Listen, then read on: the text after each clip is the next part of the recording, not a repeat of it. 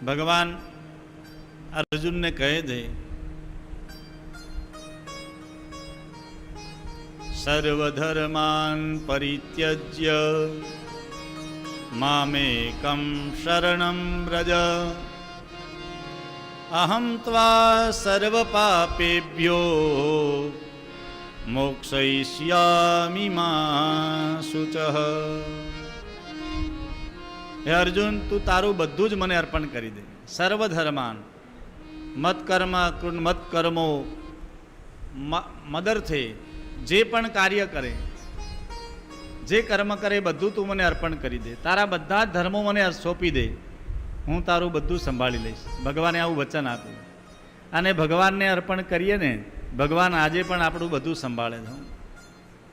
ભગવાને કીધું છે, નમે ભક્ત પ્રણશ્યતિ. જે મારો ભક્ત બને, મારી પ્રત્યે સમર્પણ ભાવના રાખે, અર્પણ કરે, ભક્ત ક્યારેય નીચે જતો નથી.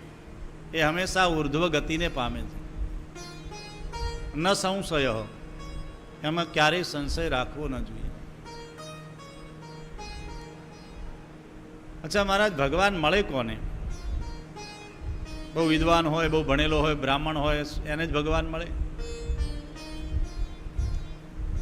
ભગવાનને એવો કોઈ ભેદ નથી.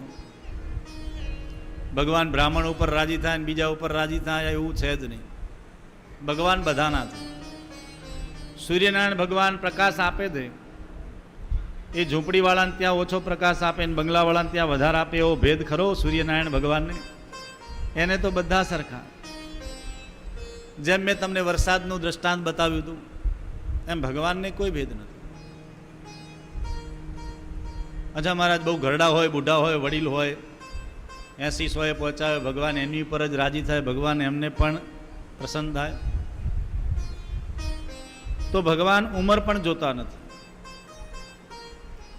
ધ્રુવજી અને પ્રહલાદજી નાના નાના 5 વર્ષના 10 વર્ષના બાળક હતા, છતાં પણ ભગવાન એમને મળ્યા.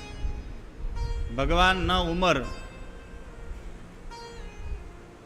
અચ્છા, બહુ રૂપિયાવાળા હોય, ભગવાન એની ઉપર જ રાજી થાય?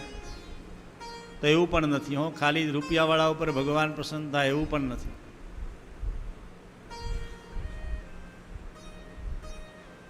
ભગવાન જાત પાત, ઊંચ નીચ ભેદ ભગવાન ક્યારેય કોઈના પ્રત્યે રાખતા નથી. ભગવાનને તો બધા સરખા.